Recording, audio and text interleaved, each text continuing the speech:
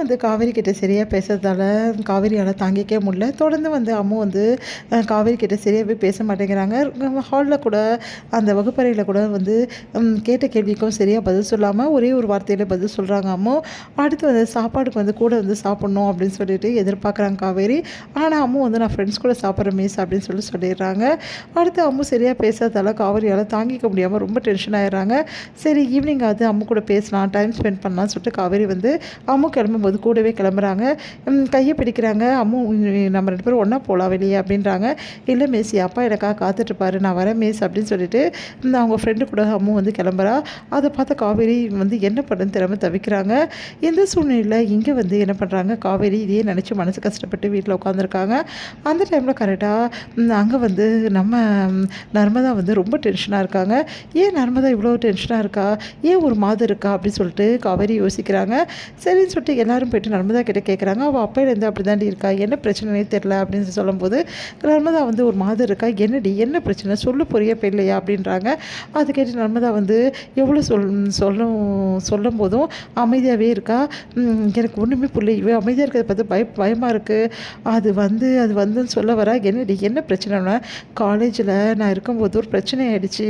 அப்போது ஒரு பையன் என்கிட்ட மிஸ்பிஹேவ் பண்ணான், அவன் இப்போவும் எனக்கு தொல்லை கொடுக்குறான், எனக்கு ரொம்ப பயமாக இருக்குது அப்படின்னு சொல்கிறாங்க. இவ்வளோ தானா, இதெல்லாம் ஒரு விஷயமாடி, அந்த பையனை நான் பார்த்துக்கிறேன், நீ கவலைப்படாதுன்னு சொல்லிட்டு காவேரி சொல்கிறாங்க. காவேரி சும்மா இருக்க மாட்டியா, தேவையில்லாத ரொம்ப விலை கொடுத்து வாங்குறியா, இந்த பிரச்சனையெல்லாம் நீ எல்லாம் பார்த்துக்க வேண்டிய பிரச்சனை கிடையாது, இதெல்லாம் வேறு மாதிரி தான் பண்ணணும், அதனால் சும்மா இரு, வேறு யார் பண்ணுவா அப்படின்னோடனே நிவின் கிட்ட சொல்லலாம் அப்படின்னு சொல்கிறாங்க.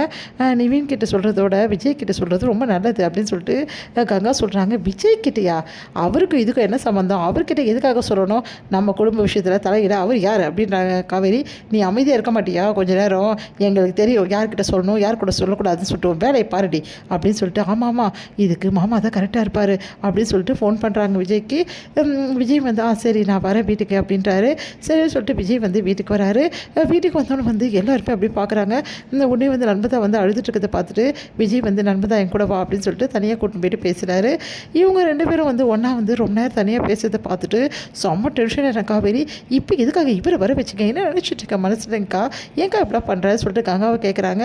கங்கா வந்து இங்கே பாருடி, இதில் தப்பு எதுவுமே கிடையாது, எங்களுக்கு யார் வந்து இதெல்லாம் பண்ணுவாங்கன்னு எனக்கு தெரியும், அதனால தான் நாங்கள் இப்படி பண்ணுறோம், நீ இந்த விஷயத்தை தலையிடாத, இது ஒன்றும் கல்யாண விஷயம் கிடையாது, நாங்கள்லாம் தலையிட வேணாம் சொல்கிறதுக்கு, அதனால் நீ வேலையை பாரு காவேரி, இதெல்லாம் எங்களுக்கு தெரியும் என்ன பண்ணுன்னு சொல்லிட்டு இந்த விஷயத்துலலாம் நாங்கள் சொல்கிறதெல்லாம் நீ கேட்டு தான் ஆகணும், நீ வேலையை பாரு அப்படின்னோடனே என்னக்கா இது அநியாயமாக இருக்குது, யாரோ வீட்டுக்கு வந்து சொல்லிட்டு இருக்காங்க, என்ன அநியாயமாக இருக்குது, நிவின் அந்த கூட பரவாயில்ல, விஜய் எதுக்கு அவருங்க, நிவின் வராரு, நான் என்னோட விஜய் தான் இதை கரெக்டாக ஹேண்டில் பண்ணுவார், அதனால் விஜய் கிட்ட சொல்கிறது தான் கரெக்டு, விஜய் ப்ரோ கிட்ட அப்படின்ற நிவினும் சொல்கிறாரு.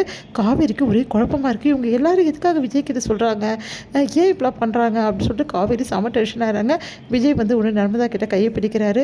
நர்மதா இங்கே பாரு, நான் இருக்கேன், நீ எதுக்கும் பயப்படக்கூடாது, மாமா இருக்கேன், மாமா கிட்ட சொல்லிட்டல என்ன பண்ணும் ஏது பண்ணுன்னு மாமாவுக்கு தெரியும், அந்த பையனோட டீட்டெயில்ஸ் எல்லாமே நீ சொல்லிட்டல, நான் பார்த்துக்கிறேன், இதுக்கப்புறம் அந்த பையனால் உனக்கு எந்த டென்ஷனும் இருக்காது, சரியா, சரி என் கூட வா, அந்த பையனை அடையாளம் காட்டணும்ல அப்படின்னோடனே சரிங்க மாமா அப்படின்றாங்க.